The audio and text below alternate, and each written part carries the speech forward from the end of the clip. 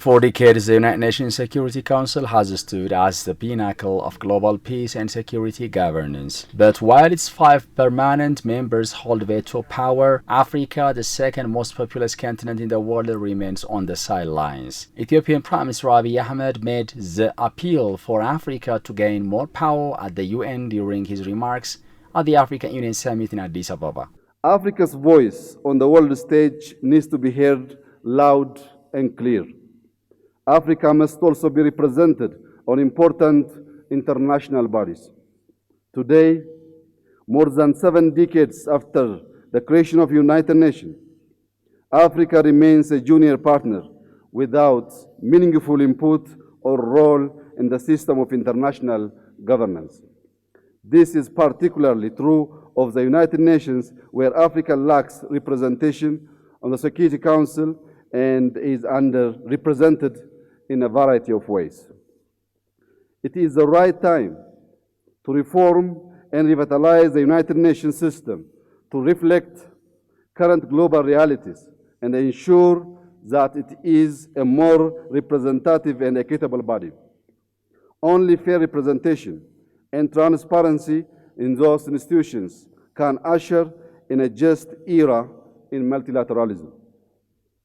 Consistent with our Esluini Consensus of 2005, we should collectively insist that Africa's reasonable request for no less than 2 permanent seats and 5 non-permanent seats in the UN Security Council be adopted. Kenyan President William Ruto told world leaders at the UN General Assembly on Wednesday that Africa's exclusion from permanent membership of the Security Councils is unacceptable, unfair, and grossly unjust. You cannot claim to be the United Nations while disregarding the voice of 54 nations. It is not possible. Africa is no longer willing to wait on the margins of global governance while decisions about peace, security, and development are made without our understanding, without our perspectives, and without our voice.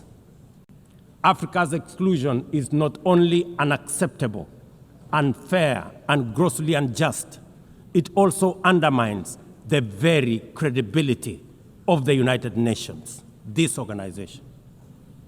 Africa dominates most of the Security Council agenda, provides some of the largest contingents of UN peacekeeping forces, and bears the heaviest costs of instability. Yet we remain the only continent without a permanent seat at the main table where decisions about our destiny are made. Africa deserves, ladies and gentlemen, at the very least, 2 permanent seats with full rights, including the right to veto, and 2 additional non-permanent seats on the United Nations Security Council. Africa contributes more troops to UN peacekeeping missions than any other region and bears the brunt of many of the conflicts the Security Council debates.